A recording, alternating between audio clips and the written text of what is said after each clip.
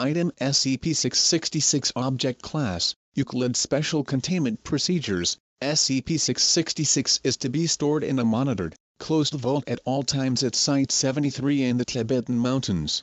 Guards are to be changed weekly, must pass a background check before being assigned to their post, and proven free of drug and alcohol addiction. SCP-666 is to be entered only by D-Class personnel in approved testing procedures or by approved Foundation researchers with Level 4 or higher security clearance. Non-D-Class personnel who enter SCP-666, whether or not they have revealed a prior history of addiction, must be observed by a guard at all times.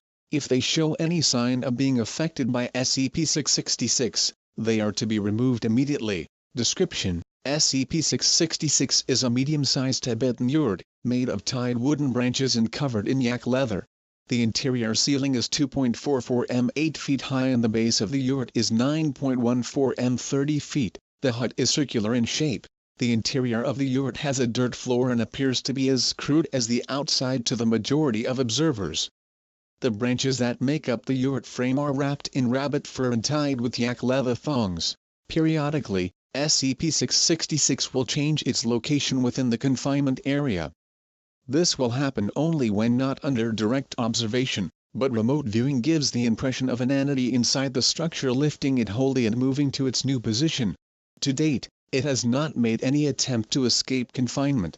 SCP-666 was discovered in 1973 by SCP operatives searching the mountain regions on reports of several missing persons having returned from the area giving similar explanations, seeking shelter during harsh weather. The individuals would happen upon SCP-666 by seeming happenstance.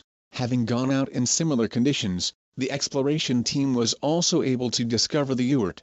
Of the 3 operatives present, 2 experienced no ill effects.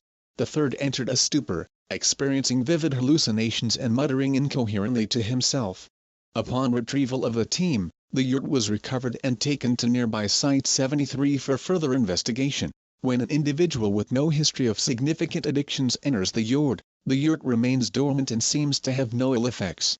Class D personnel without a history of alcohol or narcotics abuse were able to sit inside the yurt for days at a time if provided proper nourishment, and did report a greater intensity in their dreams. Individuals who have a history of substance abuse, however, will experience a hallucinogenic effect when inside the structure. In all instances, the subjects report being in a location either from their memories or a corollary thereof, specifically a spot where their addiction was at its most intense. Thus far, there have been reports of a nightclub bathroom, a 1973 Volkswagen Vanagon, a filthy alleyway, the redacted casino in Las Vegas, etc. One subject reported finding himself in a dirty apartment with a prostitute named Chloe with whom he frequently indulged in narcotics abuse. Another reported being in his own bedroom with a computer setup significantly more intricate than he owned before his arrest for distribution of child pornography. During these hallucinations, subjects report that they are confronted by an individual, referred to as SCP-666-1.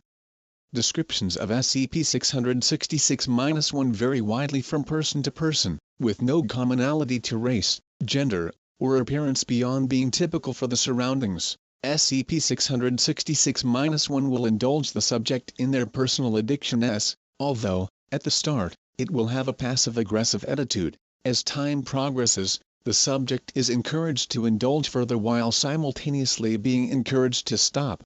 Should the subject show remorse or a strong desire to give up their addiction, SCP-666-1 will slowly adopt a more genuinely friendly tone and continue the temptation with discouragement hallucinations. Approximately 94% of subjects who have gone through this form of hallucination to their end have been diagnosed as having a near-complete removal of psychological addictions, though physical symptoms will persist through a natural withdrawal cycle. If the subject gives in to SCP-666-1's temptations, the entity becomes increasingly hostile. There is no set timetable nor degree of indulgence, but if left unchecked, SCP-666-1 will invariably begin assaulting the subject and forcing the subject's vice upon them to levels of extreme overdose. If the subject is not forcibly removed from SCP-666 during this period, they will die. Cause of death is typical of their addiction. whereby an alcoholic will suffer extreme kidney or liver failure, a cocaine user will develop cardiac dysrhythmia, a subject addicted to video games or television will suffer extreme muscle atrophy and health issues associated with a sedentary lifestyle, etc. To date, there has been no clear connection between who will and will not succumb to SCP-666-1. The working hypothesis is that it is simply a matter of the individual's willpower and conviction. All attempts to interview SCP-666-1 directly have failed, with the entity either redirecting the conversation or bluntly refusing to answer. The only statement that reveals anything to its nature was a single instance of "We're not important here, this is all about you." This indicates that there are either multiple entities attached to SCP-666, or there are additional instances of SCP-666 in the world. Investigation is ongoing as to whether similar stories have arisen. Should another instance of SCP-666 be discovered, it is to be transferred immediately to Site-73. Addendum SCP-666-1. Nearly identical stories have recently arisen in remote areas of northern Canada describing a Wendigo hut.